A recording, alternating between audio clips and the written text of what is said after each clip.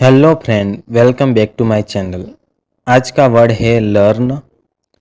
Learn learn का हिंदी में अर्थ होता है सीखना, ज्ञान प्राप्त करना, समझना, अध्ययन करना, अभ्यास से जानना। जब आप कोई नई चीज़ समझते हो या नॉलेज लेते हो तो आप इसे लर्न करते हैं। चलो इसे एग्जाम्पल के साथ समझते हैं। I learn English every day. मैं हर दिन अंग्रेजी सीखता हूँ। She learns from her mistakes.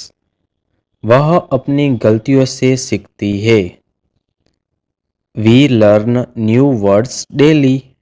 हम रोज नए शब्द सीखते हैं। सो फ्रेंड, आज का वर्ड था लर्न। अब कमेंट में लिखो आई वॉन्ट टू लर्न। मिलते हैं अगले वीडियो में। चैनल को लाइक करें, सब्सक्राइब करें। धन्यवाद।